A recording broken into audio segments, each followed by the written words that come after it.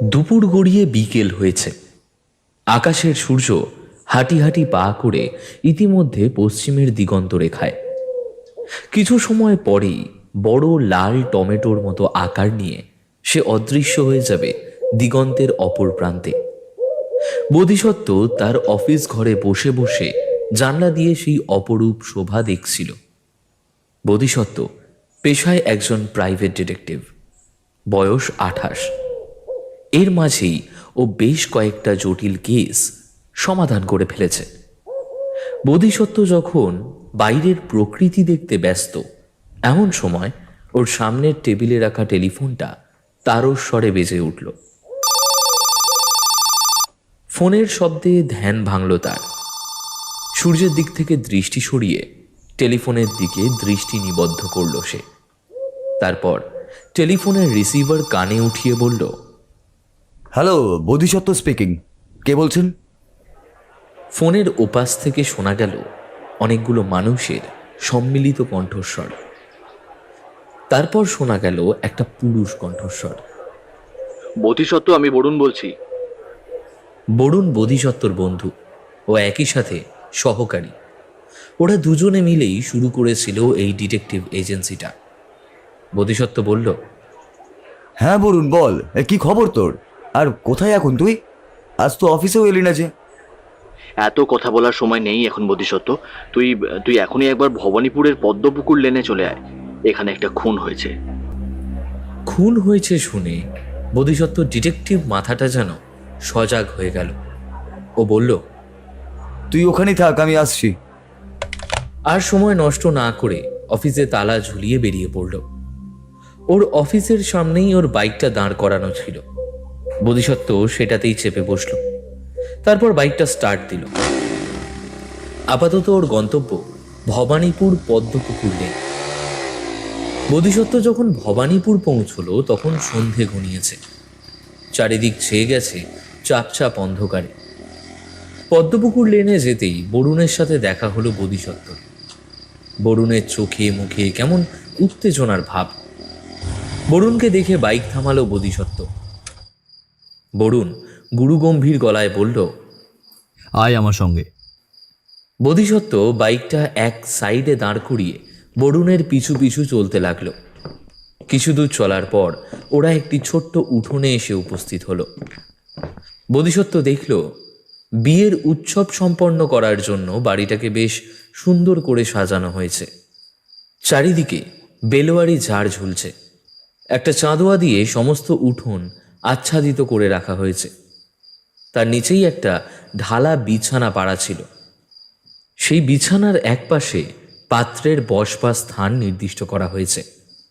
কিন্তু এই লোককেও বোধিসত্ত্ব সেই শয্যার ওপর দেখতে পারল না। বাড়ির ভেতর থেকে বউ ঝিদের কান্নার শব্দ ভেসে এলো, কিন্তু কোথাও কোনো মৃতদেহ দেখতে পেল না বোধিসত্ত্ব। তাই কৌতূহল দমন করতে না পেরে বোধিসত্ত্ব বরুণকে বলল, কোথায় তোর মৃতদেহ? তুই যে বললি খুন হয়েছে। বরুণ চাপা স্বরে বলল, আরে সব কিছু দেখতে পাবি, একটু সবুর কর তো। বরুণের কথা শেষ না হতেই ওদের দিকে এগিয়ে এলো এক বৃদ্ধ। বয়স 50-এর কাছাকাছি হবে। জরাজীর্ণ শুকনো দেহ, তার গায়ে একটা পাতলা দেশি কালা পেরে ধুতি, একটা আদ্যির পিরান, মাথায় একটা হলুদ রঙের পাগড়ি, গলায় কালো রঙের সুতো, হাতে মলিন আংটি, পায়ে শতচ্ছিন্ন ছেঁড়া পুরনো একজোড়া জুতো। লোকটা বোধিসত্ত্বদের সামনে এসে দাঁড়ালো। বরুণ বোধিসত্ত্বর দিকে হাত বাড়িয়ে বলল, ইনি আমার সেই ডিটেকটিভ বন্ধু যার কথা আমি আপনাকে বলেছিলাম। আপনি আপনার সব কথা ওকে নিশ্চিন্তে বলতে পারেন। আশা করি ও আপনার সমস্যার সমাধান করে দিতে পারবে। তারপর বরুণ বোধিসত্ত্বর দিকে ফিরে বলল, বোধিসত্ত্ব, উনি শ্যামল বিশ্বাস। যে কেসটার জন্য এসেছিস উনি তার বিষয়ে তোর সঙ্গে কিছু কথা বলতে চান। বোধিসত্ত্ব লোকটার দিকে পূর্ণ দৃষ্টিতে তাকালো একবার। লোকটা অতি বিমর্ষ কণ্ঠে বলল, আমার সর্বনাশ হয়ে গেছে বোধিসত্ত্ব বাবু। আমার মেয়েকে কে যেন খুন করেছে। মেয়ের কথা শুনে অবাক হলো বোধিসত্ত্ব। ও আরেকবার শ্যামল বিশ্বাস নামের সেই লোকটার মুখের দিকে এক দৃষ্টিতে তাকালো। শ্যামল বিশ্বাস বোধিসত্ত্বর মনের ভাব বুঝতে পেরে বলল, 2 বছর হলো আমার স্ত্রীর মৃত্যু হয়েছে। তার মৃত্যুর পরে আমার একমাত্র পুত্র মধুমথনও মারা যায়। এই একমাত্র মেয়ে অতসীকেই আঁকড়ে ধরেই জীবন পার করব বলে মনে মনে ঠিক করেছিলাম, কিন্তু ভাগ্যের লিপিতে বোধহয় অন্য কিছুই ছিল। প্রতাপ নামে আমার এক পরিচিত লোক ছিল। আমি প্রায়শই ওর বাড়িতে যাতায়াত করতাম। প্রতাপের অবস্থা খুবই ভালো ছিল। আমার মেয়েটার বিয়ের বয়সও পার হলেও টাকার অভাবে ওর বিয়ে দিতে পারছিলাম না। আমার মেয়ের নাম অতসী। ওর বয়স প্রায় ওই 18 বছর। দেখতে দেখতে বড় সুন্দরী। একদিন কথায় কথায় প্রতাপের সামনে আমার মেয়ের বিয়ের কথা তুললাম এবং ওকে বিয়ে করার জন্য প্রতাপকে অনেকই অনুরোধ করলাম। পরমা সুন্দরী যুবতী মেয়ে আমার। ঈশ্বরের ইচ্ছায় প্রতাপেরও 2 পয়সার অর্থ করিও আছে। তার উপর প্রতাপ ওর বাবার একমাত্র সন্তান। সে বাড়িতে মেয়েকে বিয়ে দিতে পারলে মেয়েটা আমার সুখেই থাকবে। এই আশায় প্রতাপের কাছে মেয়েটার বিয়ের কথা তুলেছিলাম। প্রতাপও সেদিন আমার প্রস্তাবে সম্মতি জানিয়েছিল, কিন্তু এরপর থেকেই দেখলাম প্রতাপ আর বিয়ের কথা তোলে না। ব্যাপারটা দেখে আমি ওকে বিয়ের দিন ঠিক করতে বলি। আমি দেখলাম প্রতাপ আমার কথায় সেদিন বেশ বিরক্তই হলো। তারপর বলল, মোটা অঙ্কের পণ না দিলে আমি তোমার মেয়েকে বিয়ে করতে পারবো না। এতটুকু বলে থামল শ্যামল বিশ্বাস। বোধিসত্ত্ব বলল, প্রতাপবাবু কি আগে টাকার কথা কিছুই বলেনি আপনাকে? শ্যামল বিশ্বাস ঘাড় নাড়িয়ে বলল, না না, যেদিন আমি ওর সঙ্গে আমার মেয়ের বিয়ের কথা বলেছিলাম সেদিনও টাকার নাম পর্যন্ত করেনি। টাকা দিতে হবে শুনে আমার কেমন যেন সন্দেহই হলো। মনে মনে ভাবলাম প্রতাপ হয়তো বিয়ের জন্য অন্য কোনো পাত্রী ঠিক করেছে। সে অস্বাভাবিক কিছু নয়। প্রতাপ সম্পদশালী ব্যক্তি, কাজেই বিয়ের জন্য অন্য মেয়ে খুঁজে পাওয়া ওর বাঁ হাতের কাজ। সেজন্যই হয়তো এখন টাকা চেয়ে আমাকে তাড়ানোর চেষ্টায় আছে। আমার তখন প্রতাপকে পছন্দই হয়েছিল। মেয়েকে বিয়ে দেওয়ার ইচ্ছেটাও জেগেছিল। অতসী ইতিমধ্যে জানতে পেরেছিল যে ওর সাথে প্রতাপের বিয়ে ঠিক করেছি আমি, তাই অতসীও বেশ খুশি হয়েছিল। বুড়ো বাপের কাঁধে বোঝা হয়ে কোনো মেয়ে আর থাকতে চায় কি বলুন দেখি? আর আমিও চাইছিলাম যত দ্রুত সম্ভব আমার মেয়েটাকে বিয়ে দিতে পারলেই বাঁচি। এমনিতে ওর বিয়ের বয়স পেরিয়েই যাচ্ছিল, তার উপর মেয়েটা আমার পরম সুন্দরী। কাজেই প্রতাপকে মোটা অঙ্কের পণ দিতেও সম্মত হলাম। আমি বললাম, আমি টাকা দিতে প্রস্তুত আছি, তুমি বিয়ের দিন ঠিক করো। কিছুদিনের মধ্যেই প্রতাপ ওর বাড়িতে এক কুলো পুরোহিতকে ডাকলো। তিনি এসে ওদের বিয়ের দিনও ঠিক করে দিলেন, কিন্তু কিছু কারণবশত সে লগ্নে আর ওদের বিয়ে হলো না। আশ্চর্য হয়ে বোধিসত্ত্ব জিজ্ঞেস করল, বিয়ের তারিখ ঠিক হলো অথচ বিয়ে হলো না কেন? দীর্ঘশ্বাস ফেলে শ্যামল বিশ্বাস আবার বলতে শুরু করলো, বিয়ের 2 দিন আগে প্রতাপের এক জ্ঞাতি মারা যায়, কালাও শৌচ। কাজেই বিয়েটার হলো না। আমাদের হিন্দু রীতিতে কোনো বাড়িতে কালো শৌচ চলাকালীন কোনো শুভ কাজ করা নিষেধই থাকে। কালো শৌচ কেটে গেল, আবার পুরোহিত ডেকে আবার দিনও ঠিক করা হলো, কিন্তু সেবারও বিয়ে হলো না। প্রতাপের সাংঘাতিক জ্বর হলো। প্রায় 3 মাস জ্বরে ভুগে প্রতাপ সুস্থ হলো। এইভাবে আরো 3-4 বার বিয়ের দিন ঠিক করা হলো, কিন্তু দুঃখের বিষয় তখনও বিয়ে হলো না। কোনো না কোনো অছিলায় প্রতাপ বিয়ের দিন ক্রমাগত পিছিয়েই দিতে লাগলো। প্রায় 8 মাস এইভাবে কেটে গেল। পরে একদিন প্রতাপ বলল যে ওর আর ওর বাড়ির অন্যান্য লোকের চিকিৎসায় ওর অনেক অর্থই ব্যয় হয়ে গিয়েছে। যদি আমি আরো কিছু টাকা ওকে দিই তাহলে ওর আর অত শীঘ্রই বিয়ে হতে পারে। আমি তখন অনেক দূর এগিয়ে গেছি। পাড়া প্রতিবেশী আত্মীয় স্বজন সবাই জেনে গেছে অতসী আর প্রতাপের বিয়ের কথা। কাজেই প্রতাপের প্রস্তাব সম্মত না হয়ে আর কোনো পথও আমার কাছে খোলা ছিল না।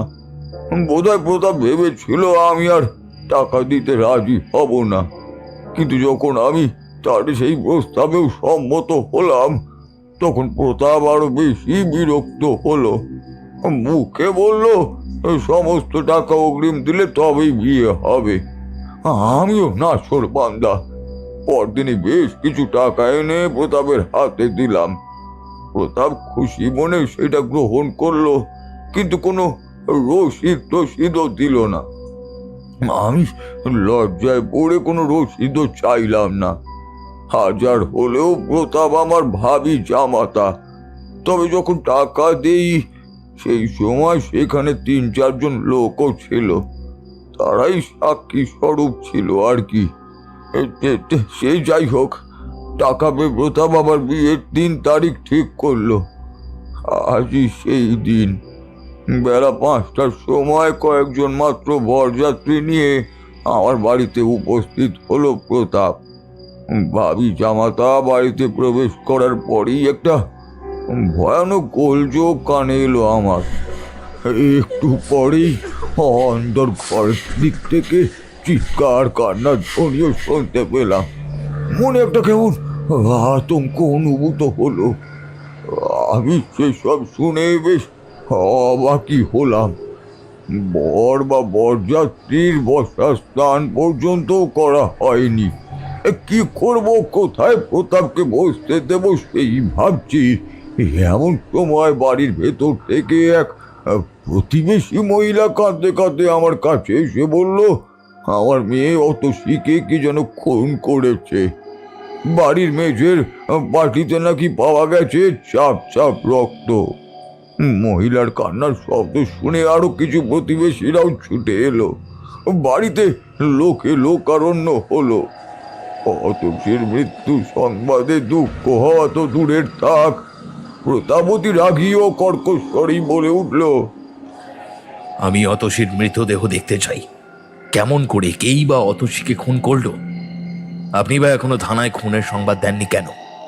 আমার কাছে বিষয়টা ভালো লাগছে না। এর মধ্যে নিশ্চয়ই কোনরূপ ষড়যন্ত্র আছে। অতসী যদি সত্যি সত্যি খুন হয়ে থাকে তাহলে আমি আপনাকে সহজে ছাড়বো না। বিয়ে করব বলে এসছি, অথচ এসেই কিনা শুনতে হলো হবু বউ খুন হয়েছে। বলি এরপর তো সমাজে আর মুখ দেখাতে পারবো না। সবাই ভাবে আমি আপনার মেয়েকে খুন করেছি, আর না হলে আমি অশুভ। আমার অশুভের জন্য আপনার মেয়েটা মারা গেছে। শুনুন, ঘটনাটা যদি সত্যি হয় তবে এর জন্য ক্ষতিপূরণ হিসেবে আমার কিন্তু আরো 1050 টাকা চাই। আবারও থামলেন সেই বৃদ্ধ। ওনার 2 চোখ তখন জলে ভিজে। বোধিসত্ত্ব আবার প্রশ্ন করল, তারপর? আমি তখন কাঁদতে কাঁদতে বাড়ির ভেতরের দিকেই ছুটছি। একটা মাত্র মেয়ে আমার বেঁচে থাকার একমাত্র আশার আলো, সেও কিনা আজ নিভে গেল। কিন্তু বাড়ির ভেতরে গিয়ে আমার মেয়ে অতসীর মৃতদেহ খুঁজে পেলাম না। বাড়ি থেকে অতসী যেন উধাও হয়ে গেছে, অথচ ঘরের মেঝেতে তখনও লেগে আছে চাপ চাপ রক্ত। পিছন থেকে পায়ের শব্দ পেলাম।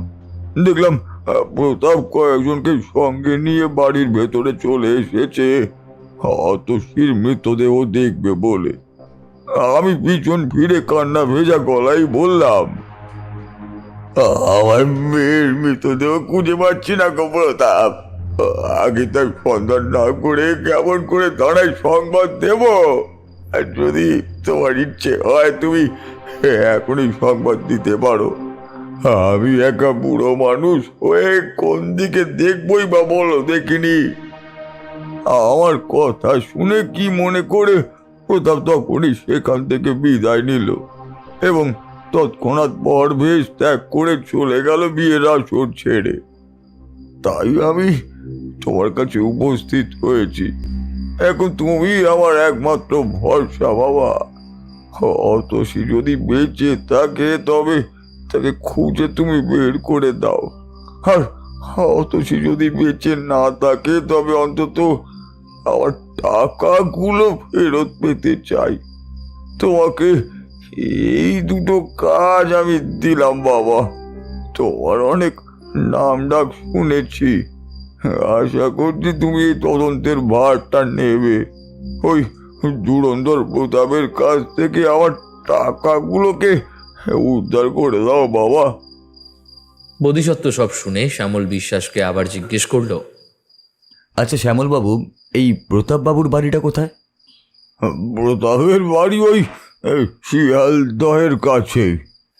কথাটা বলেই বৃদ্ধ শ্যামল বিশ্বাস আবার টাকার কথা তুললেন। বোধিসত্ত্ব গম্ভীর গলায় বলল, টাকা আদায় করার ক্ষমতা আমার নেই। আমি কেবল আপনার মেয়ের খুনের তদন্তই করতে পারবো। বোধিসত্ত্বর কথা শেষ না হতেই একটা গাড়ি শ্যামল বিশ্বাসের ছোট বাড়িটার সামনে এসে থামল। বোধিসত্ত্ব দেখল ভবানীপুর থানার দারোগা অভিষেক মুখার্জি নামলেন গাড়ি থেকে। তার সঙ্গে আরও দুজন পুলিশ কর্মী। অভিষেক মুখার্জি বোধিসত্ত্বকে দেখে বোধিসত্ত্বর দিকে এগিয়ে এসে বললেন, কি হে বোধিসত্ত্ব বাবু, খুন না হতেই ঘটনাস্থলে হাজির হয়েছ দেখছি। খুনের গন্ধ তোমরা ডিটেকটিভরা কি করে পাও বলো দেখি? বোধিসত্ত্ব হাসি মুখে হাত বাড়িয়ে দিল অভিষেক মুখার্জির দিকে। লোকটা বেশ সজ্জন। এর আগেও বেশ কয়েকটা কেসে বোধিসত্ত্ব কাজ করেছে ওনার সঙ্গে। অভিষেক মুখার্জি বললেন, তে কি বুঝলে ডিটেকটিভ? ঘটনা শুনেছ তো? বোধিসত্ত্ব গম্ভীর স্বরে বলল, শুনেছি স্যার, কেসটা বেশি ঘোলাটে আর কি। তাছাড়া যার খুন হয়েছে অর্থাৎ অতসীর মৃতদেহ খুঁজে পাওয়া যায়নি এখনো পর্যন্ত। বোধিসত্ত্বর কথা শুনে ভবানীপুর থানার ওসি আঁতকে উঠলেন। বললেন, সে কি, খুনির বদলে শেষে কি না খুন হওয়া লাশটাই গায়েব হয়ে গেছে? সেই জন্যই তো বলছি স্যার, এই কেসটা না ভীষণই ভোগাবে আমাদের। অভিষেক মুখার্জি এবার বোধিসত্ত্বকে খানিকটা তাগাদা দিয়ে বললেন, আরে চলো চলো, এখানে আর দাঁড়িয়ে থেকে লাভ নেই, এবার ক্রাইম সিনের দিকে এগোনো যাক। বলেই শ্যামল বিশ্বাসের ঘরের দিকে এগোতে লাগলেন। বোধিসত্ত্ব আর বরুণও অভিষেক মুখার্জির পিছু পিছু এগোতে লাগলো। বোধিসত্ত্বরা সকলে উপস্থিত হলো শ্যামল বিশ্বাসের ছোট্ট ঘরে। বাড়িতে দুটো ঘর। ঘরগুলো অতিশয় ছোট আকৃতির। ঘরের অবস্থা দেখে বোঝা যায় শ্যামল বিশ্বাস খুব একটা মিথ্যে কথা বলেননি। আসলেই ওনার আর্থিক অবস্থা খুব একটা ভালো নয়। শতজীর্ণ বাড়ি, দেওয়ালে ফাটল ধরেছে, বিছানার চাদর মলিন, মেঝেতেও সিমেন্টের ফাটল লক্ষণীয়। মেঝেতে গড়াগড়ি খাচ্ছে একটা হলদে চাদর। প্রতিবেশীরা বিয়ের আগেই ওই চাদরের ওপরেই অতসীকে বসিয়ে রেখেছিলেন। সেই হলদে চাদরের ওপরেই দেখা যাচ্ছে কালচে বর্ণের ছোপ ছোপ দাগ, হয়তো শুকনো রক্তের দাগ। ক্রাইম সিন দেখে অভিষেক মুখার্জি ওনার সাথের পুলিশ কর্মীদের আদেশ দিয়ে বললেন, এই তোমরা এই ক্রাইম সিনটাকে কর্ডন করে ফেলো। দেখো দেখি একটা এভিডেন্স যেন খোয়া না যায়। আর হ্যাঁ, এখনই ডক্টর বোসকে খবর দাও, বলো এখানে একদল প্যাথোলজিস্ট পাঠাতে। ক্রাইম সিনের ডিএনএ সংগ্রহ করতে হবে। পুলিশ সদস্যদের মধ্যে একজন অভিষেক মুখার্জিকে স্যালিউট জানিয়ে বলে উঠল, এক্ষুনি যাচ্ছি স্যার। এরপর পুরো ক্রাইম সিনটা হলুদ রঙের কসপেট দ্বারা কর্ডন করে দেওয়া হলো। সেই সঙ্গে সরানো হলো ক্রাইম সিনের আশেপাশের জটলা। সেখানে শুধু রইল অভিষেক মুখার্জি, বোধিসত্ত্ব, বরুণ আর শ্যামল বিশ্বাস। বোধিসত্ত্ব শ্যামল বিশ্বাসকে আবার জিজ্ঞেস করল, শ্যামলবাবু, একটু মনে করে দেখুন তো, আপনার মেয়ের সাথে এই ঘরে আর ঠিক কে কে ছিলেন? বৃদ্ধ শ্যামল বিশ্বাস বোধিসত্ত্বর পাশেই দাঁড়িয়েছিলেন। বোধিসত্ত্বর প্রশ্ন শুনে মাথা চুলকিয়ে বললেন, আহ, সে তো মনে নেই। আশেপাশের প্রতিবেশী বৌঝিরা ছাড়াও আরো অনেক আত্মীয় স্বজনই ছিল। বিয়ে বাড়ি বলে কথা, বুঝতেই তো পারছেন, এখানে মানুষজনের ভিড় হবে, সেটাই তো স্বাভাবিক। এত লোকের ভিড়ে কার কার নামই বা মনে রাখবো বলুন দেখিনি। তার উপর আমি একা একটা মানুষ, বিয়ের চারিদিকের ব্যবস্থা আমাকেই একা হাতেই সামলে সুমলে সব কিছুই করতে হয়েছে। তাই এদিকটা বউঝিরাই দেখাশোনা করছিল। বোধিসত্ত্ব একটু গম্ভীর স্বরে মাথা নাড়িয়ে বলল, সবই বুঝলাম শ্যামলবাবু, কিন্তু একজনেরও কি নাম মনে নেই যাকে আপনার মেয়ের সাথে শেষবার দেখেছিলেন? সে মনে আছে বোধিসত্ত্ববাবু, অতসীকে আমি শেষবার দেখেছিলাম সকালে, হলুদে স্নান করানোর সময় আর কি। সকালের দিকটা গ্রামের বউঝিরা মিলে অতসীকে হলুদ মাখিয়ে ওকে স্নানও করিয়েছিল। তখন ওর সাথে ছিল এ পাড়ারই একটা মেয়ে, নাম স্বর্ণা। মেয়েটা অতসীরই সমবয়সী। তারপর আর অতসীকে আমি আর দেখিনি বাবু। এরপর তো দুপুর নাগাদ আমি এদিকের কাজে ব্যস্ত হয়ে পড়েছিলাম। বোঝেনি তো, বিয়ে বাড়িতে মেয়ের বাবাকে কত দিক কিনা সামলাতে হয়। স্বর্ণা নামের মেয়েটা কি এখনো এখানেই আছেন? থাকতে পারে। ওদের বাড়ি তো আমাদের দুটো বাড়ি পরে, খুঁজে দেখতে হবে। শ্যামলবাবু, তাহলে স্বর্ণাকে খুঁজে আনুন, আমি ওকে কিছু প্রশ্ন করতে চাই। আগে আপনি যেমনটা বলবেন আর কি বোধিসত্ত্ববাবু। কথাটা বলেই শ্যামল বিশ্বাস তার জীর্ণ দেহ নিয়ে ছুটলেন স্বর্ণার খোঁজে। শ্যামল বিশ্বাস চলে যেতেই অভিষেক মুখার্জি বোধিসত্ত্বর উদ্দেশ্যে বলে উঠলেন, বোধিসত্ত্ব, লোকটাকে দেখে কেমন বুঝলে? লোকটা যে হতদরিদ্র এ কথা সত্য, তবে লোকটাকে সম্পূর্ণ বুঝতে পারেনি এখনো। মেয়ে নিরুদ্দেশ, অথচ তিনি টাকার কথাটাই বারবার বলে যাচ্ছেন। টাকা? এই কেসের সঙ্গে আবার টাকা লেনদেনের সম্পর্ক আছে নাকি? এই কেসে টাকারই তো খেলা চলছে স্যার। আমার মনের মধ্যেও একটা প্রশ্ন জেগেছে। কিরকম প্রশ্ন? লোকটা যদি এতটাই হতদরিদ্র হয় যে টাকার অভাবে মেয়ের বিয়ে দিতে পারছিল না, তাহলে হঠাৎ করেই অতগুলো টাকা প্রতাপের হাতে দিলেনই বা কি করে? শ্যামলবাবুই বা কোথা থেকে পেলেন এতগুলো টাকা? বাহ, দারুণ প্রশ্ন। সন্দেহ করাটা অনুচিত নয়। দেখো স্বর্ণা নামে একটা মেয়ে এসে কি স্টেটমেন্ট দেয়। আচ্ছা, ভালো কথা। এই প্রতাপটা কে বলো তো? প্রতাপ শ্যামলবাবুর হবু জামাতা। ও আচ্ছা আচ্ছা। তাকে দেখছি না কেন? ভাবি স্ত্রী অতসী খুন হয়েছে শুনে বাড়তি পঞ্চে রেগে ছাদনাতলা ছেড়ে বাড়ি ফিরে গেছেন। সে কি, খুন হলো শ্যামল বাবুর মেয়ে, অথচ মোটা পঞ্চে বসলো হবু বর? এ কেমন কথা? সেটাই তো স্যার, কেমন যেন একটা খটকা লাগছে না? সে আর বলতে। কেস শুরুর আগেই কেমন যেন রহস্য রহস্য গন্ধ পাচ্ছি বোধিসত্ত্ব। ঠিক বলেছেন স্যার, এইবার শুধু এই রহস্য ভেদ করার পালা। অভিষেক মুখার্জি বোধিসত্ত্বর পিঠ চাপড়ে বলে উঠলেন, আরে পারবে পারবে, তোমার ওপর আমার পূর্ণ আস্থা আছে। এর কিছুক্ষণ পরেই এক সুন্দরী মেয়ের হাত ধরে পুনরায় ক্রাইম সিনের নিকট উপস্থিত হলেন বৃদ্ধ শ্যামল বিশ্বাস। বোধিসত্ত্বর দিকে তাকিয়ে তিনি বললেন, এই মেয়ের নামই স্বর্ণা। আপনি এর মুখেই আজকে সমস্ত ঘটনা শুনতে পারবেন। কিন্তু আশ্চর্যের বিষয়, আমি যখন স্বর্ণাকে ওর বাড়িতে খুঁজে পাই, তখন দেখি স্বর্ণার কোনো জ্ঞানই নেই। সে যেন পাগলের মতো হয়ে গেছে। ডাকলেও সাড়া দেয় না, কারোর সঙ্গে কথাও বলে না, শুধু এক দৃষ্টিতে ব্যাল করে তাকিয়ে থাকে। এখন আপনারাই দেখুন যদি কিছু ওর থেকে জানতে পারেন। বোধিসত্ত্ব পূর্ণ দৃষ্টিতে তাকালো স্বর্ণার দিকে। স্বর্ণাকে দেখতে বেশ সুন্দরী, ছিমছাম গড়ন, আয়ত দুখানা চোখ। বোধিসত্ত্ব অনুমান করল স্বর্ণার বয়স অন্তত বছর 15 তো হবে। স্বর্ণার দেহ শীর্ণ, কিন্তু তাতে যৌবনের চিহ্নগুলো ক্রমেই ফুটে উঠেছে। স্বর্ণার আয়ত দুটো চোখ সবসময় চঞ্চল, মুখটা কাঁদো কাঁদো। স্বর্ণার মুখের দিকে তাকিয়ে অভিষেক মুখার্জি বললেন, কি জানো সেটা বলো তো। প্রথমে কিছুক্ষণ স্বর্ণা চুপ করে দাঁড়িয়ে রইল। তার দৃষ্টি বোধিসত্ত্বদের ওপরেই নিবদ্ধ। কিছুক্ষণ ওদের দিকে ফ্যাল ফ্যাল করে তাকিয়ে থেকে একসময় কাঁদো কাঁদো হয়ে স্বর্ণা উত্তর দিল, আমি আর অতসী সমবয়সী। আমরা দুজনে একসঙ্গেই থাকতাম সব সময়।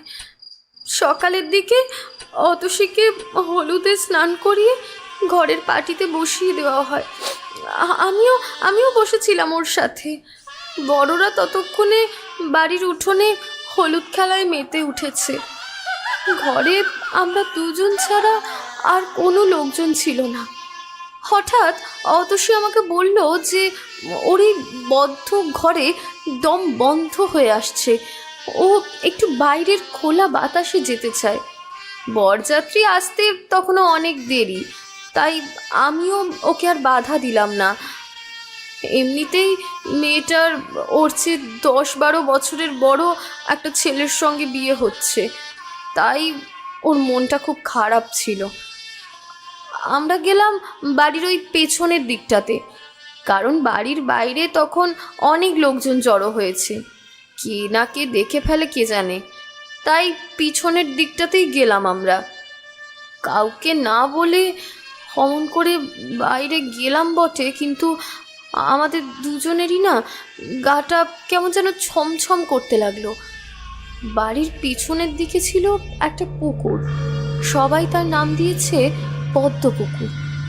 যখন আমরা পদ্ম পুকুরের ধারে গিয়ে দাঁড়ালাম, তখন দেখলাম উস্কো খুস্কো চুলের একটা ছেলে যেন আমাদের দুজনের দিকেই ধেয়ে আসছে।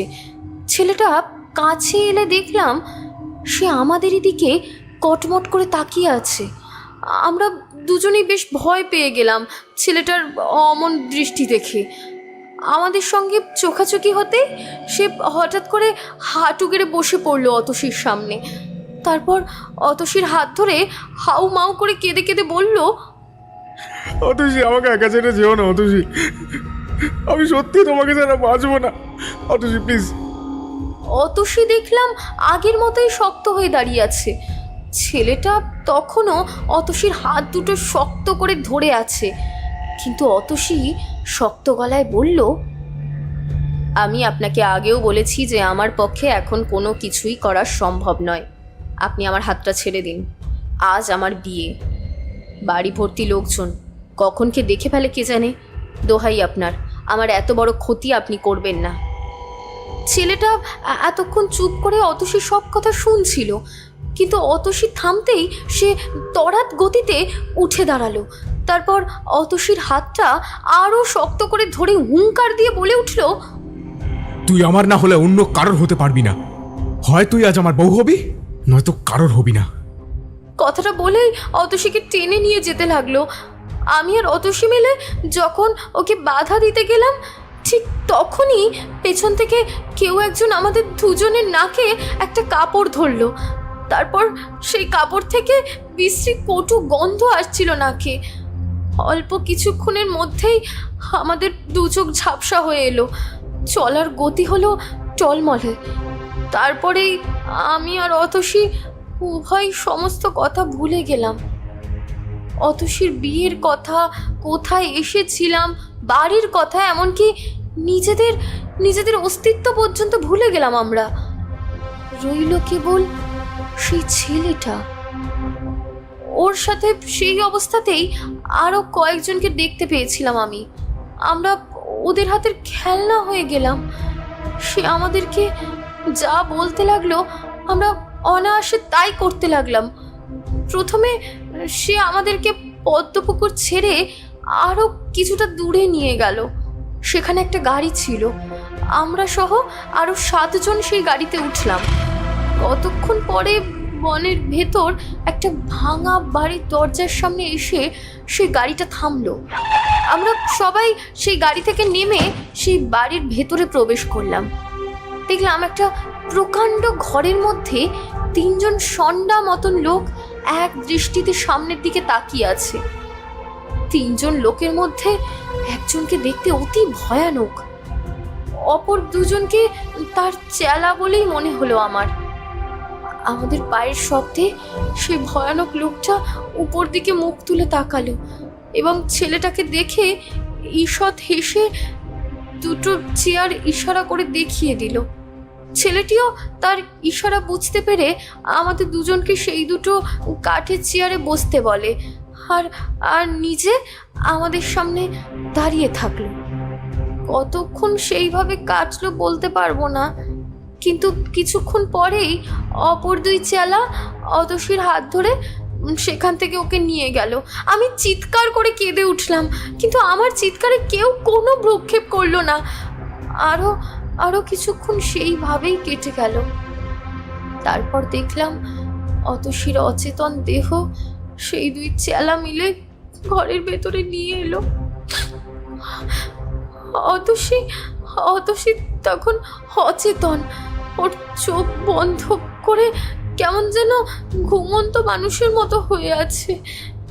অতসীকে সেই অবস্থায় দেখে আমি চিৎকার করে উঠলাম, কিন্তু সেই ষণ্ডা মতন লোকটার আদেশে পরক্ষণেই সেই ছেলেটা আমার হাত ধরে সেই ঘর থেকে আমাকে বের করে আনলো এবং অনেক পথ ঘুরিয়ে আবার সেই পদ্ম পুকুরের ধারে রেখে ঊর্ধ্বশ্বাসে পালিয়ে গেল। আমিও চিৎকার করতে লাগলাম, কিন্তু পদ্ম পুকুরে সেই সময় কোনো লোকজন ছিল না বললেই চলে। আমি এত চিৎকার করলাম, এত কাঁদলাম, কিন্তু কেউ আমার কাছে সাহায্যের জন্য এগিয়ে আসলো না। এরপর আমার আর কিছুই মনে নেই।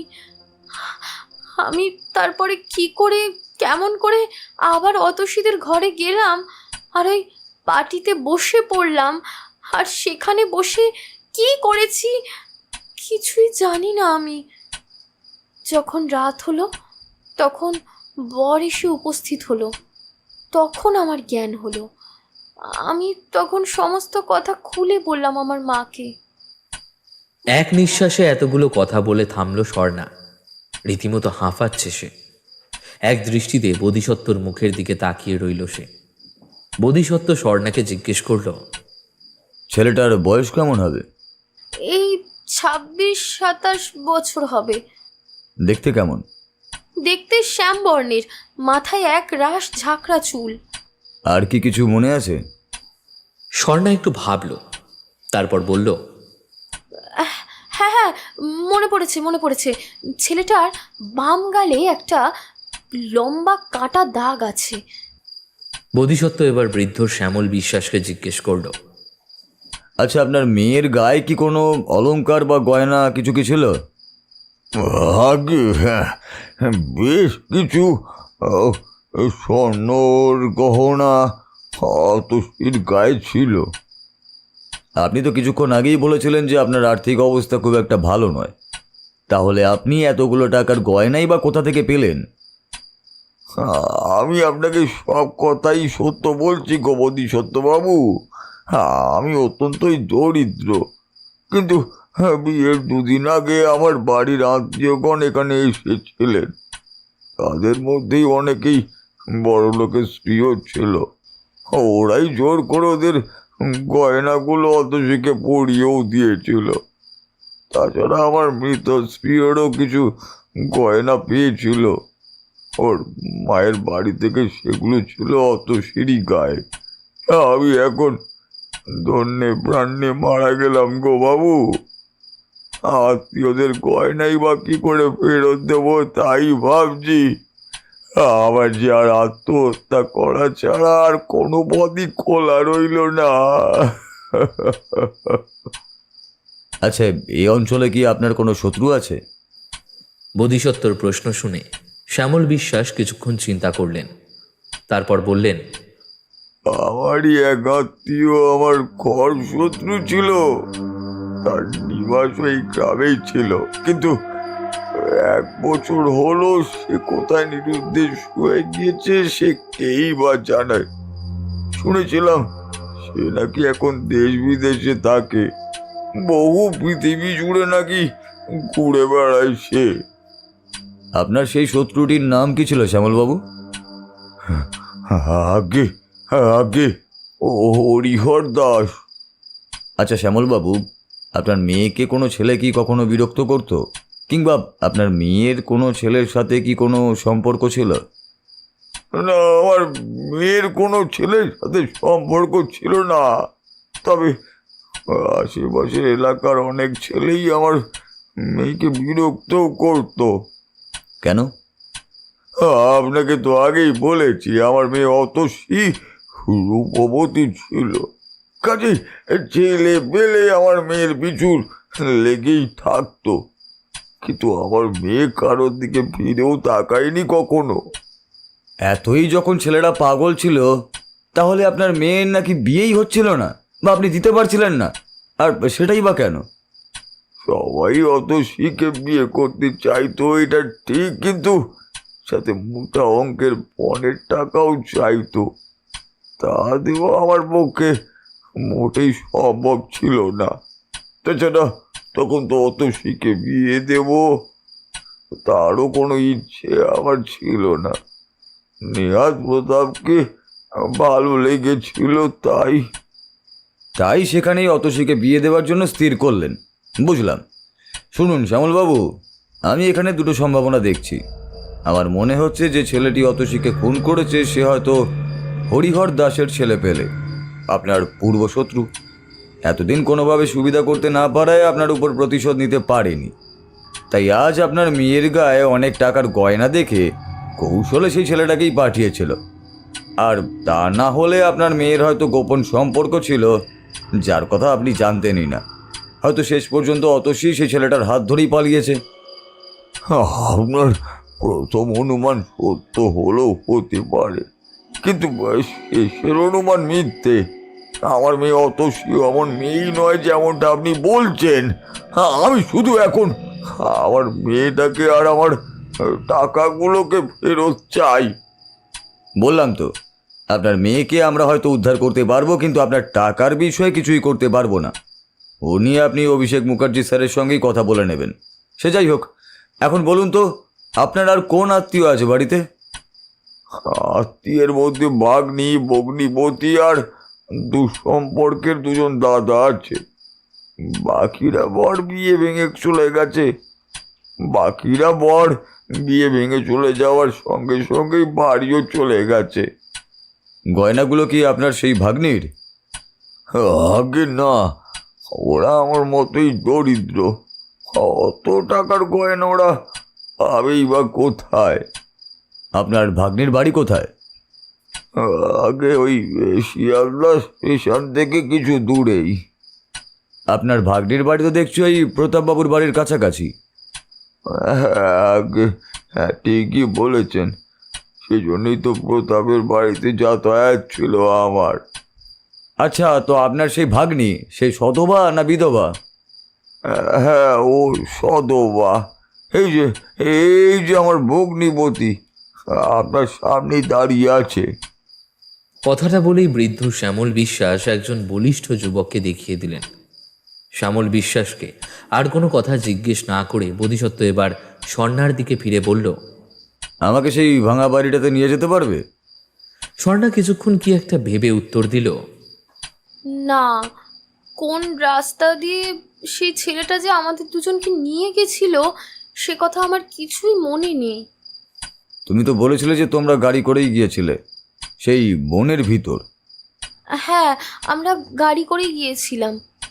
সেই গাড়িওয়ালাকে চেনো? না, কারণ তখন আমরা সজ্ঞানে ছিলাম না। দেখলে চিনতে পারবে কি? মনে তো হয় পারবো না, তবে একবার চেষ্টা করে দেখতে পারি। বেশ, গাড়িটা কোথাকার সেটা তো বলতে পারবে?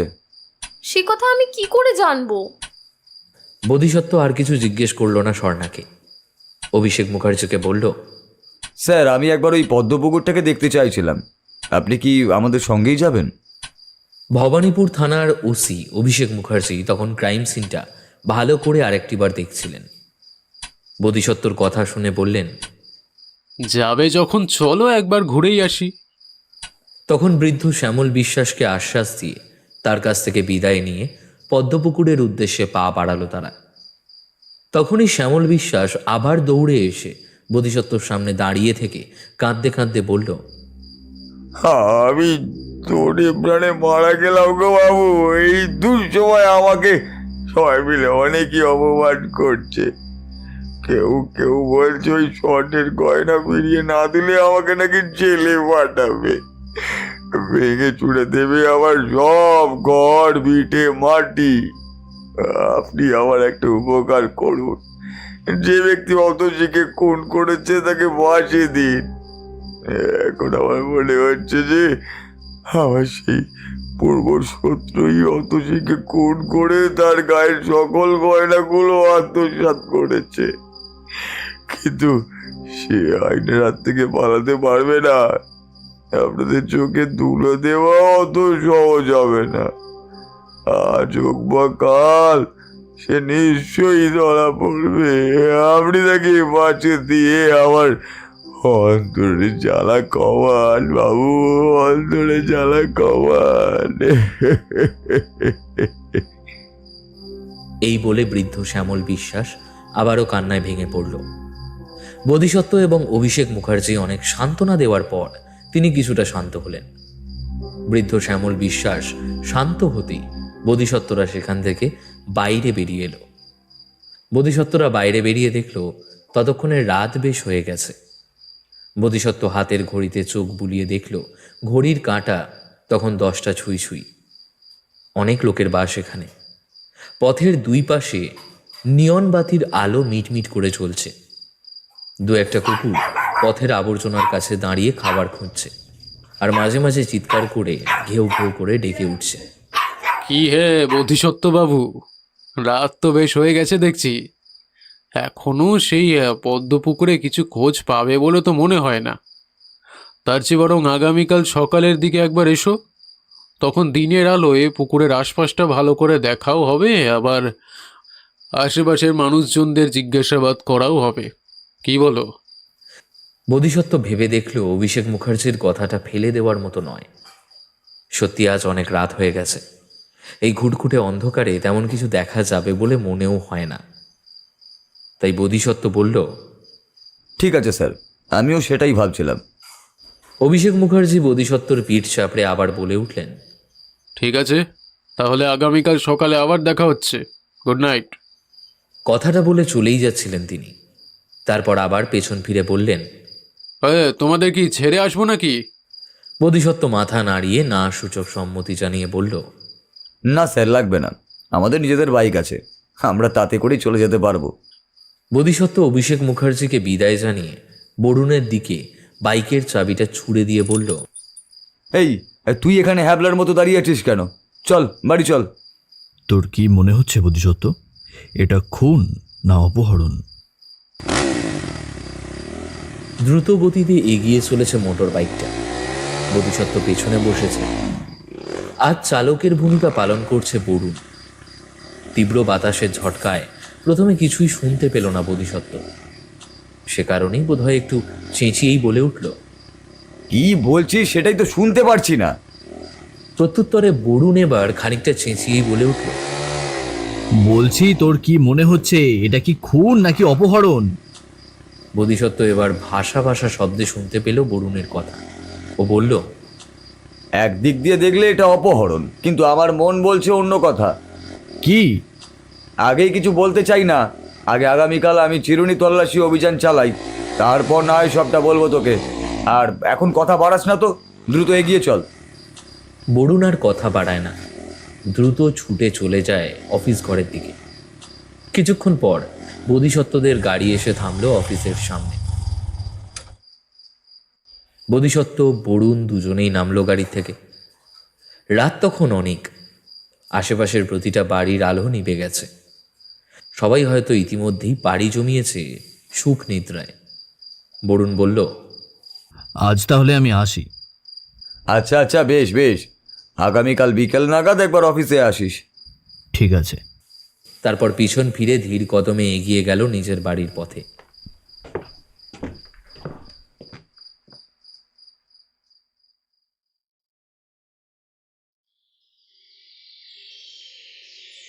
বোধিসত্ত্বর কথা মতো পরদিন ঠিক বিকেল 3টের সময় বরুণ বোধিসত্ত্বর অফিসে হাজির হলো, কিন্তু সেখানে গিয়ে দেখলো বোধিসত্ত্ব নেই। সকাল সকাল কোথাও বেরিয়ে গেছে, তখনও ফেরেনি। কলোনির গার্ড জানালো সকাল 8টা নাগাদ বোধিসত্ত্ব বাড়ির থেকে বেরিয়ে গেছে।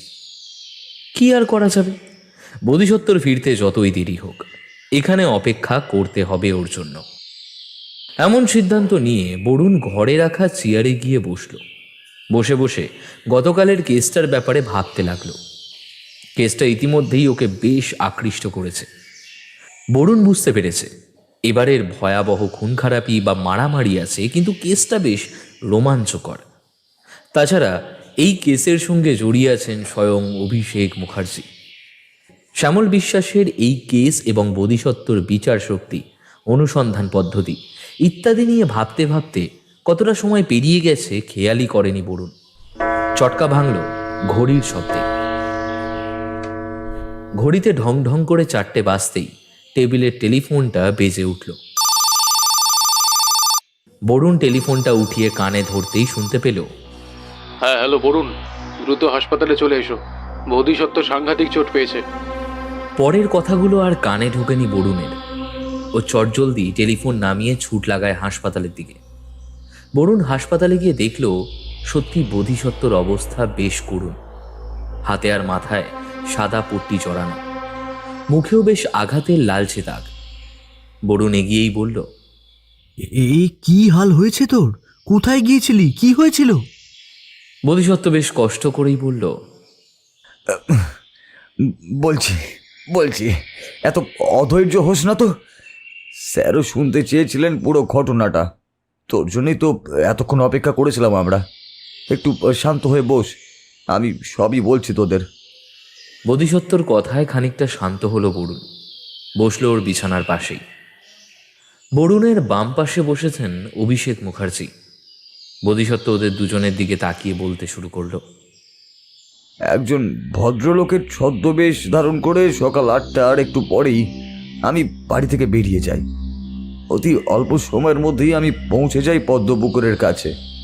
সেখানে আশপাশ বেশ ভালো করেই খুঁজলাম, কিন্তু কোনো ক্লুই পেলাম না। তারপর সেই পদ্মপুকুর থেকে সামান্য খানিকটা সামনে এসে দেখতে পেলাম একটা অটো স্ট্যান্ড। সেখানে বেশ কতগুলো অটো, ট্যাক্সিও দাঁড়িয়ে আছে। বুঝলাম এখান থেকেই ওই ছেলেরা অতসীকে গাড়ি করে নিয়ে গেছে। মনে মনে এই ছকই কষে ফেললাম। আমি পৌঁছানো মাত্র 2-3 জন যখনই আমার কাছে এসে জিজ্ঞাসা করলো, স্যার এদিকে আসুন বসুন, আপনার কি কোনো গাড়ির প্রয়োজন আছে? আমিও এমন একটা ভাব নিলাম ওর সামনে যে আমাকে দেখে মনে হলো আমারও গাড়ির প্রয়োজন আছে, আর সেই অনুসারেই কথা বলতে লাগলাম। এক পর্যায়ে এসে আমি সেই লোকটাকে বললাম, আচ্ছা তোমাদের মধ্যে কি কেউ গতকাল সকালে 2টো মেয়েকে এখান থেকে যেতে দেখেছিলে? তাদেরকেও হয়তো ওই 3-4টে ছেলে এখান থেকে কোথাও নিয়ে যাচ্ছিল। আমার প্রশ্ন শুনে কিছুক্ষণ কেউ কোনো কথা বলল না, শুধু একে অপরের মুখের দিকে তাকিয়ে রইল। কিছুক্ষণ পরে একজন উত্তর দিল, কই না তো স্যার। ওর কথা আমার তেমন বিশ্বাস হলো না। আমি ওর মুখ দেখে বুঝতে পারলাম যে সে মিথ্যে কথাই বলছে। তাই বললাম, কেন বাবু মিথ্যে কথা বলছো? ভাড়া পেয়েছো, নিয়ে গেছো, কোনো অন্যায় কাজ তো আর করোনি, সে কথা লুকাবারই প্রয়োজন কি? আমার কথায় আশ্বস্ত হয়ে তাদের মধ্যে থেকে একজন বলে উঠল, আসলে গতকাল সকালে বিজয় গাড়িওয়ালা সে যাত্রীদের নিয়ে গেছিল, এখনও সে গাড়ি নিয়ে ফিরে আসেনি। তার কথা শেষ হতে না হতেই অন্য একটা গাড়ির শব্দ শোনা গেল। কিছুক্ষণ পরেই একটা অটো গাড়ি নিয়ে বিজয় আসলো। তাকে দেখেই পূর্বের গাড়ি চালক বলে উঠল, এরই নাম বিজয়। আমার অমন বেশভূষা দেখে আর তার নিজের নাম শুনে বিজয় বেশ ভয়ই পেল। সে গাড়িটা লাইনে রেখে দিয়ে তারপর আমার কাছে এসে জিজ্ঞাসা করলো, কেন স্যার? আমাকে কেন খুঁজছেন? আমাকে কি দরকার? গতকাল সকালে তুমি 2টো মেয়ে আর 3-4টে ছেলেকে তোমার গাড়িতে করে নিয়ে গিয়েছিলে। লোকটা দেখলাম আমার কথায় ভয়ে 2 পা পিছিয়ে গেল। বুঝলাম আমি আসল লোককেই ধরেছি। আমি আরও 2 কদম এগিয়ে গিয়ে ওর কাঁধের ওপর হাত রেখেই বললাম, ওদের যেখানে নিয়ে গিয়েছিলে আমাকেও এখন সেখানে নিয়ে চলো। আসলে ওরাই ফোনে আমাকে এই তোমার ঠিকানাটা দিল, বললো এখানে এসে তোমার নাম করলেই তুমি ওদের কাছে আমাকে পৌঁছে দেবে। এই জন্য ওরা তোমাকে নাকি আরও কিছু টাকা বকশিসও দেবে। বিজয় প্রথমে কোনো উত্তর করলো না, সে এক মনে কি যেন একটা ভাবতে লাগলো। আমি আবারও বললাম, আমি খুবই ক্লান্ত, তোমার গাড়িটা যদি আবার বের করতে তবে উপকারী হতো। এই ক্লান্ত শরীরটা নিয়ে বেশিক্ষণ বসে বা দাঁড়িয়ে থাকতেও আর পারছি না। আর এত কি ভাবছো বলো তো? আচ্ছা যাও, আমি তোমাকে বরং ঘন্টা হিসাবেই ভাড়া দেব। তবুও বিজয় কিছুই বলল না, সে কেবল আমার মুখের দিকে তাকিয়ে রইল। মনে হচ্ছে ও আমার কথা বিশ্বাস করেনি। আমি ভাবলাম সর্বনাশ, ও যদি আমার কথা বিশ্বাস না করে তবে আর কি বা করবো আমি দ্রুত বিজয়কে জিজ্ঞাসা করলাম, কি হলো গো, এই কথার উত্তর দিচ্ছ না কেন? তুমি রাজি না হলে আমাকে আবার ওদেরকে ফোন করতে হবে। আমার কথায় এবার সে অনেক কষ্টেই উত্তর দিল, সে সে জায়গাটা আমার ঠিক মনে নেই। বুঝলাম, এতক্ষণ আমি জানিয়ে আশঙ্কা করছিলাম তাই ঘটল। কোনো কারণে বিজয় আমাকে সন্দেহ করেছে, আর সেই কারণেই আমাকে ঠিকানাটা বলতে চাইছে না। কিন্তু আমিও এত সহজে হাল ছাড়ার পাত্র নই। আমার রাগ হলো। আমি কর্কশ স্বরেই বললাম, দেখো বিজয়, আমার কাছে ধাপ্পাবাজি করে কোনো লাভ হবে না। এইসব কাজ আমি অনেক দিন থেকেই করছি, তোমার মতো অনেক লোককেও দেখেছি। তুমি একজন পেশাদার লোক হয়েও মিথ্যে কী করে বলো, হ্যাঁ? যে জায়গাটা তোমার মনে নেই।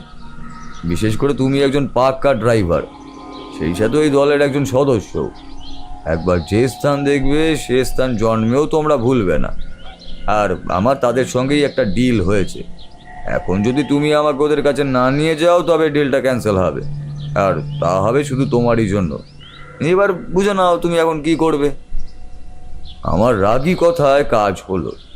বিজয় দেখলাম হাত কচলাতে কচলাতে বলল, ওদের সঙ্গে যখন আপনার ডিল হয়েইছে তখন চলুন আপনাকে সেখানে নিয়েই যাই। আমি আর বাক্য ব্যয় না করে বিজয়ের গাড়িতে উঠলাম। সেখানে যাবার জন্য প্রথমে যে গাড়ি ঠিক করছিলাম তার ড্রাইভার ভাড়া না পাওয়ায় অতিরিক্ত বিরক্তই হলো। গাড়ি ঘুরিয়ে নিয়ে বিজয় গাড়ি চালানো শুরু করলো। নকুলেশ্বর তলা পার হয়ে আমাদের গাড়ি ক্রমাগত দক্ষিণমুখেই যেতে লাগলো। পূর্বে 2-1টা দোকানঘর দেখতেও পাচ্ছিলাম, কিন্তু কিছুক্ষণ পর আর কোনো কিছুই দেখতে পাওয়া গেল না। পথটা অতি সংকীর্ণ, দুপাশে বন। বড় বড় গাছগুলো তাদের বিশাল লম্বা ডালাপালা বাড়িয়ে দিয়েছে চারপাশে। দূর হতে সেই সবুজ ডালগুলোকে দেখলে মন একেবারেই ভরে যায়। পথে কোনো জনপ্রাণীর সারা শব্দও নেই, কোথাও একটিও মানুষ অবধি নেই। সেই ড্রাইভার বিজয় অতি কষ্টে এদিক সেদিক স্টিয়ারিং ঘুরিয়ে গাড়ি এগিয়ে নিয়ে যাচ্ছিল সামনের দিকে। কিছু দূর এইভাবে চলার পর হঠাৎই একটা জায়গায় এসে গাড়িটা থামলো। আমি ভাবলাম বুঝি সে এতক্ষণে আমাদের ঘটনাস্থলে এসে পড়েছে। আমি সেই কথা ভেবেই গাড়ি থেকে নামতেই যাচ্ছি, এমন সময় বিজয় বলল, স্যার নামবেন না, আমি পথ ভুলে অন্যদিকে এসে পড়েছি। সে বাগানটা এই দিকে নয়, আমরা পূর্ব দিকে যে গলিটা ছেড়ে এসেছি বোধহয় সেই পথেই আমাদের যেতে হবে। আমি বললাম, আমাকে মিথ্যে বলছো না তো? এখনও ধাপ্পাবাজি করছো আমার সঙ্গে?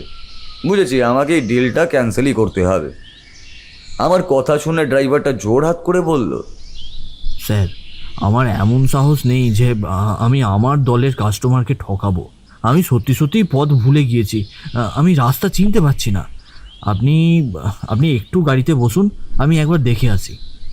এই বলেই লোকটা উত্তরের অপেক্ষা না করেই সে সেখান থেকে চলে গেল। আমি সেই গাড়িতে একাই সেই অপরিচিত জায়গায় বসে রইলাম। একবার মনে হলো লোকটা যদি দলবল নিয়ে হঠাৎ আমায় আক্রমণ করে তাহলে তো আমার সর্বনাশ। 1-2 জনের বিরুদ্ধে আত্মরক্ষা করতে পারবো, কিন্তু যদি সেটা 3-4 জন বা ততোধিক লোক একেবারেই চারদিক থেকে আক্রমণ করে বসে তাহলে আর আমি করব কি? বুঝলাম লোকটাকে এভাবে বোকার মতো ছেড়ে দেওয়া উচিত হয়নি। সে তো গাড়িটা নিয়েও পথ খুঁজতে পারত। গাড়ির সাথে আমাকেই বা এখানে রেখে গেল কেন? নিশ্চয়ই তার মনে কোনো শয়তানি খেলা করছে। এরকম অনেক চিন্তাই তখন আমার মাথায় ঘোরপাক খেতে লাগলো। মনটা ক্রমশই অস্বস্তিতে ভরে উঠছে, কিন্তু মাথাটা আগের মতোই ঠান্ডা। দ্রুত কিছু অঙ্ক কষে নিয়ে ঠিক করে ফেললাম আমার পরবর্তী পদক্ষেপ। পকেটের ভেতর থেকে ক্ষুদ্র পিস্তলটি বের করলাম এবং গাড়ি থেকে নেমে কাছের একটি প্রকাণ্ড গাছের পিছনে গিয়ে দাঁড়ালাম। ভাবলাম যদি বিজয় একা আসে তাহলে তো আর কোনো কথাই নেই, কিন্তু যদি কোনো লোকজন নিয়ে আসে তাহলে তার মতলব নিশ্চয়ই খারাপ। তুই তো জানিসই আমার লাইসেন্স করা বন্দুকটা সবসময় আমার কাছেই থাকে, ওটাকে কখনোই আমি কাজছাড়া করি না। কিছুক্ষণ পরে দূরে কারোর পায়ের শব্দ শুনতে পারলাম। আমি পিস্তলটাকে ঠিক করে ধরলাম, কিন্তু আমার অনুমান মিথ্যে হলো। দেখলাম বিজয় একাই ফিরে এসে একেবারে গাড়ির কাছে গেল এবং দরজার কাছে দাঁড়িয়ে বলল, পথ ঠিক করেছি, আর কোনো ভয় নেই বাবু। ওর কথায় আমি আশ্বস্ত হলাম এবং ধীরে ধীরে পুনরায় গাড়িতে এসে বসলাম। বিজয় ভাবলো আমি বুঝি বাথরুম করতেই গিয়েছিলাম, সেই ভেবেই সে আমাকে বলল, বাথরুম করতে কত দূর গিয়েছিলেন? এই শুনশান রাস্তায় কি অত দূর যায়? যদি কোনো বিপদ আপদ হতো? আমি সে কথার কোনো উত্তর দিলাম না। বললাম, যদি ঠিক পথই পেয়ে থাকো তবে একটু তাড়াতাড়ি নিয়ে চলো। বিজয় কোনো উত্তর না দিয়ে গাড়ি চালাতেই মন দিল। প্রায় আধ ঘন্টা পরে একটি প্রকাণ্ড বাগানের ভাঙা ফটকের কাছে গাড়ি থামিয়ে বিজয় বলল, হুজুর, এই সেই বাগান। এই বাগানের ভিতরেই একখানা ভাঙা বাড়ি আছে। ওই ছেলেগুলো গতকাল মেয়ে দুটোকে নিয়ে সেই বাড়িতেই ঢুকেছিল। তারপর কি হলো আমি জানি না। বাগানটা কার? সে কথা বলতে পারবো না হুজুর, আমি শুধু ওদের কথা মতো কাজ করি, ভেতরে এত কথা আমি জানি না। আশেপাশে আর কোনো বাড়ি আছে কি? না, চারিদিকেই বাগান। আমাকে সঙ্গে নিয়ে বিজয় এবার অতি সন্তর্পণে বাগানে প্রবেশ করলো। এরপর আমরা একটা ভাঙা বাড়ির সামনে এসে দাঁড়ালাম। দেখলাম দরজা খোলা। বিজয় সেই খোলা দরজার দিকে পা বাড়ালো। ওর দেখা দেখি আমিও অতি সন্তর্পণে ভিতরে প্রবেশ করলাম। বাড়ির ভেতরটা কিছুটা অন্ধকার, যৎসামান্য আলো আসছে বাইরে থেকে। সেই মৃদু আলোতেই আমি আর বিজয় হেঁটে চলেছি ভাঙা করিডোর ধরে। বাড়িটার বাইরের অবস্থা যতটা না শ্রীহীন, ভেতরের অবস্থাটা আরো বেশি খারাপ। ভেতরের দেওয়াল জুড়ে চির করা ফাটলের চিহ্ন, কার্নিশে কার্নিশে শ্যাওলা, এসব কিছু বলে দেয় যে বাড়িটা অতি পুরনো। সেই ভাঙা করিডোর দিয়ে মিনিট পাঁচেক হেঁটে বিজয় বাঁদিকে মোড় নিল। তারপর বাঁদিকের একটা ঘরে গিয়ে ঢুকে পড়ল। আমিও ওর সাথেই সেই ঘরে গিয়ে ঢুকে পড়লাম। ঘরে ঢুকেই দেখলাম 4 থেকে 5 জনের মতন ছোকরা বসে আছে। ওদের সাথেই একটা চেয়ারে বসে আছে একটা মেয়ে। মেয়েটার মুখটা আমার ভীষণই চেনা। আচ্ছা, অন্ধকারে দেখলাম স্বর্ণা বসে আছে ওদের সাথে। ওর সাথে আরও একজনকে দেখলাম, প্রতাপ। সেও বসেছিল ওই ঘরেই। প্রতাপের আমি গত রাতেই ছবি দেখেছি। শ্যামলবাবু কথা বলার এক ফাঁকে একবার ওর একটা ছবি দেখিয়েছিল আমায়, কাজেই প্রতাপকে চিনতে ভুল হলো না আমার। আমি বললাম, হে কি প্রতাপবাবু, আপনি এখানে কি করছেন? তার মানে আপনি গতকাল অতসীকে অপহরণ করেছিলেন কি, তাই তো? আমার কথা শুনে প্রতাপবাবু ঘর কাঁপিয়ে হাসলেন, তারপর বললেন,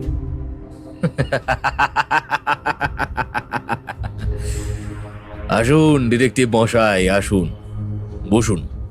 আপনি যে এত দূর পর্যন্ত চলে আসবেন তা বুঝতেই পারিনি। আপনাকেও যে এখানে এইভাবে দেখতে পাবো সে কথাও তো আমি আগে ভাবতে পারিনি প্রতাপবাবু। আমার কথায় প্রতাপবাবু আরো জোরে হেসে উঠলেন। আমি রেগে গিয়ে বললাম, অতসী কোথায়? অতসীকে নিয়ে আসুন। আস্তে আস্তে, এত জোরে কেউ চিৎকার করে? আর এত হাইপার হচ্ছেন কেন? এখনো তো অনেক কথা বাকি আছে আমাদের। সব কথা বলবো বলেই তো বিজয়কে বলেছি আপনাকে এখানে নিয়ে আসতে। আমি বিজয়ের দিকে তাকাতেই হেসে উঠল। বুঝলাম তখন রাস্তা খোঁজার নাম করে শয়তানটা আগেই ফোন করে বুদ্ধি করে এখানে নিয়ে এসেছে আমায়। কিন্তু এখানে একবার যখন এসেই পড়েছি তখন আর পিছু হেঁটে লাভ নেই। আমি কিছু বলতেই যাব তার আগেই ওই দলের দুজনে সে আমাকে পিচ মোড়া করে ফাঁকা চেয়ারের সঙ্গে বেঁধে দিল। তারপর পকেট থেকে পিস্তলটা বের করে প্রতাপের হাতে দিল। প্রতাপ বলল, আপনি যে আমার পেছনে লাগবেন সে কথা গতকালকেই স্বর্ণার কথা শুনে বুঝেছিলাম। তাই তো সব রকম সরঞ্জাম আগের থেকেই করে রেখেছিলাম বোধিসত্ত্ববাবু। আমি সেই দড়ির বাঁধন থেকে নিজেকে খোলার অনেক চেষ্টাই করলাম বটে, কিন্তু মোটেই পারলাম না। তাই একটু রেগে গিয়ে বললাম, কেন করলে এই জঘন্য কাজ? অতসী তো তোমার বউই হতো, তাহলে ওকে অপহরণই বা করলে কেন? আমার কথা শুনে প্রতাপ স্বর্ণার গলা থেকে বড় জোড়ার হাতটা খুলে হাত ধরে আমাকে দেখিয়ে দেখিয়ে বলে উঠল, এইটার জন্য ওকে বিয়ে করলে কি আর এগুলো পেতাম? অতসী কোথায়? ওকে কি আর এখানে বাঁচিয়ে রেখেছি নাকি? গতকাল রাতেই ওর খেলা শেষ করে দিয়েছি। আজ আমার আর স্বর্ণার বিয়ে। অনেকদিন হলো আমরা অপেক্ষা করছি, অবশেষে আজ আমাদের বিয়েটা হচ্ছে। আচ্ছা ডিটেকটিভ মশাই, আপনি কি জানেন আপনাকে আমি এতগুলো কথা কেন বলছি? না মানে বলছিলাম, সবকিছুর পেছনেই তো একটা না একটা কারণ থাকে নাকি? আচ্ছা কি মনে হচ্ছে আপনার? এই প্রথম আমি আমার মাথা ঠান্ডা রাখতে পারছিলাম না। নিজের অভিসন্ধি পূর্ণ করতে একটা নিরপরাধ মেয়েকে এরা হত্যা করলো, এটাই মেনে নিতে পারছিলাম না আমি হাতের বাঁধন খোলার জন্য চেষ্টা করলাম। আমাকে দেখে প্রতাপ আবারও হেসে বলল,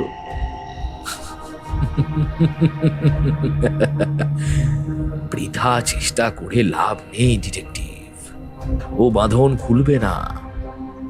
আচ্ছা আমি এসব কথা আপনাকে কেন বলছি জানেন? কারণ আজ আপনার শেষ দিন। একটু পরেই আপনার ভবলীলা সাঙ্গ হবে। এই তোরা তাকিয়ে দেখছিস কি? যা শেষ করে দিয়া এইটাকে। প্রতাপের কথা শুনে ওর চেলারা আমার দিকে লাঠি সোটা নিয়ে এগিয়ে এলো। আমি ওদের আসতে দেখেই গর্জে উঠে বললাম, ভীরু, কাপুরুষ, আমার হাতের বাঁধনটা একবার খুলে দেখ না। সেটাই তো মজা ডিটেকটিভ মশাই, শিকারকে ধরে বেকায়দায় মেরে ফেলার মজাটাই আলাদা।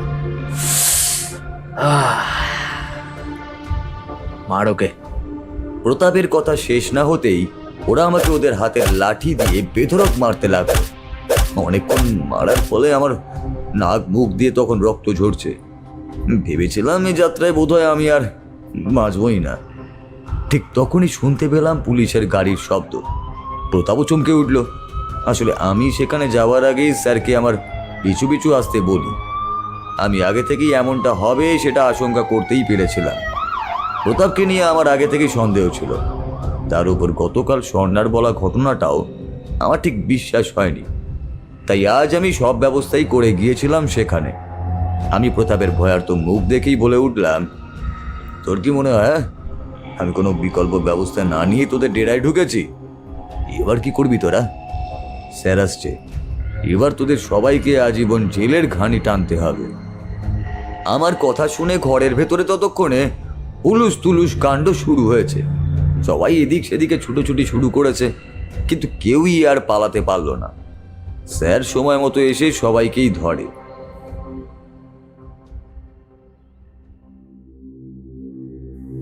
এতটুকু বলে থামল বোধিসত্ত্ব। প্রচণ্ড ব্যথা করছে ওর পুরো শরীর। বোধিসত্ত্বকে ব্যথায় কোঁকাতে দেখে এবার অভিষেকবাবু বলে উঠলেন, আর এর পরের ঘটনাটা আমি বলছি বরুণ, শোনো। আমরা বোধিসত্ত্বর কথা মতো ওদের থেকে বেশ কিছুটা দূরত্ব বজায় রেখে ওদের অনুসরণ করছিলাম। বোধিসত্ত্ব ভিতরে গেলে আমরা কিছুক্ষণ বাইরে দাঁড়িয়ে অপেক্ষা করি, কারণ বোধিসত্ত্ব বলেছিল যে ও প্রথমে অপরাধীদের কনফেশন জোগাড় করবে। কিন্তু তুমি তো জানো আইনের কাছে অপরাধীর কনফেশন কতটা গুরুত্বপূর্ণ। তাই আমিও বোধিসত্ত্বর কথা মেনেই নি, কারণ এটাই দরকারি। বোধিসত্ত্বর কথা মেনে মিনিট 15 পর আমরা সেই বাগান বাড়িতে যাই এবং প্রতাপ সহ সবাইকে গ্রেফতার করি। অভিষেক মুখার্জি থামতেই বোধিসত্ত্ব বলল, অতসীর লাশটা পেয়েছেন স্যার? সেটা পাইনি। এই বাগান বাড়ির সব জায়গা তন্ন তন্ন করে খুঁজেছি, কিন্তু কোথাও পাইনি। হয়তো শয়তানগুলো ওকে... যাক গিয়ে, তুমি চিন্তা করো না বোধিসত্ত্ব, পুলিশ ফোর্স তাদের কাজ চালিয়ে যাচ্ছে, আর শ্যামলবাবুর টাকা ও গয়না দুটোই ফিরিয়ে দেওয়া হয়েছে। কেমন? বোধিসত্ত্ব দীর্ঘশ্বাস ফেলল। দূরের জানলা দিয়ে দেখল দূরের আকাশে অন্ধকার জমেছে। ধরণীর বুকে নেমে আসছে অন্ধকার। ওই কালো মেঘের মতোই অনেক অতসীদের জীবন কালো অন্ধকারের মধ্যে ডুবে যায়।